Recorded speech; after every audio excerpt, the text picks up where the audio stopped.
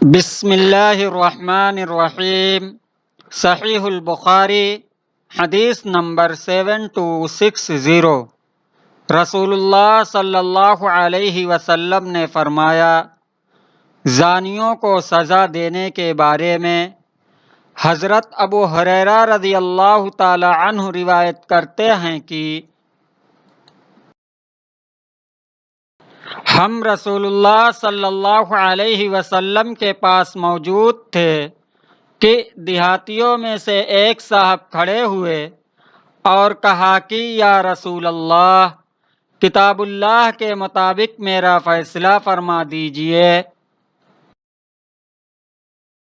اس کے بعد ان کا مقابل فریق کھڑا ہوا اور کہا، انہوں نے صحیح کہا، یا رسول اللہ، ہمارا فیصلہ کتاب اللہ کے مطابق کر دیجئے اور مجھے کہنے کی اجازت دیجئے۔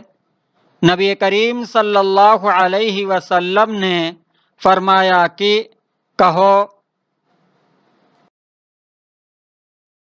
انہوں نے کہا کہ میرا لڑکا ان کے یہاں مزدوری کیا کرتا تھا، پھر اس نے ان کی عورت سے زنا کر لیا، تو لوگوں نے مجھے بتایا کہ میرے بیٹے پر رجم کی سزا ہوگی، لیکن میں نے اس کی طرف سے 100 بکریوں اور ایک بادی کا فدیہ دیا اور لڑکے کو چھڑا لیا۔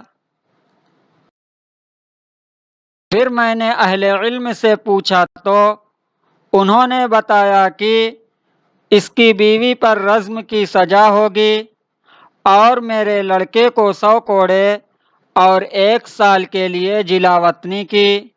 نبی کریم صلی اللہ علیہ وسلم نے فرمایا کہ اس ذات کی قسم جس کے ہاتھ میں میری جان ہے، میں تمہارے درمیان کتاب اللہ کے مطابق فیصلہ کروں گا، بادی اور بکریاں تو اسے واپس کر دو، اور تمہارے لڑکے پر 100 کوڑے اور 1 سال جلا وطنی کی سزا ہے، اور اے انیس، اس کی بیوی کے پاس جاؤ، اگر وہ زنا کا اقرار کرے تو اسے رجم کر دو۔ چنانچہ انیس رضی اللہ تعالی عنہ ان کے پاس گئے اور اس نے اقرار کر لیا۔ پھر انیس رضی اللہ تعالی عنہ نے اس کو سنگسار کر ڈالا۔ صحیح البخاری حدیث نمبر 7260۔